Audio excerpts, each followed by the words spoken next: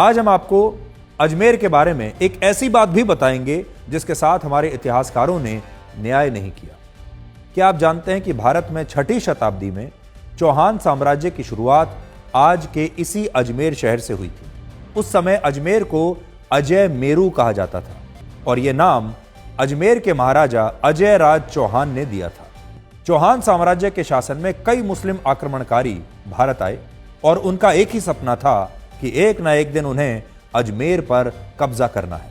11वीं शताब्दी तक बहुत सारे युद्ध हुए जिनमें सिंह राजा चौहान ने कई मुस्लिम आक्रांताओं को इन युद्धों में हराया और ये आक्रमणकारी चाहकर भी अजमेर को जीत नहीं पाए।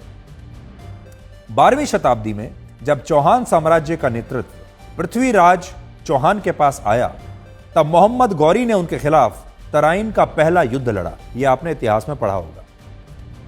मोहम्मद गौरी जिस फौज के साथ पृथ्वीराज चौहान को हराने के लिए भारत आया था, उसी फौज में ख्वाजा मोइनुद्दीन भी थे जो बाद में ख्वाजा मोइनुद्दीन चिश्ती बने और आज अजमेर की दरगाह में उन्हीं की मजार बनी हुई है। अजमेर की दरगाह उन्हीं के नाम पर जानी जाती है।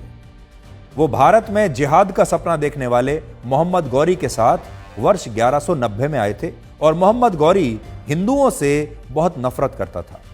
तराइन की पहली लड़ाई में जब मोहम्मद गौरी पृथ्वीराज चौहान को हराने में नाकाम रहा और उसे भारत से वापस लौटना पड़ा, तब ख्वाजा मोइनुद्दीन चिश्ती मोहम्मद गौरी के साथ भारत को छोड़कर वापस नहीं गए और उन्होंने यहीं भारत में रुकने का फैसला किया और वो भारत में इस्लाम धर्म का प्रचार प्रसार करने लगे। ख्वाजा मोइनुद्दीन चिश्ती दिल्ली से भारत के किसी भी शहर में जाकर बस सकते थे, लेकिन उन्होंने अजमेर को चुना।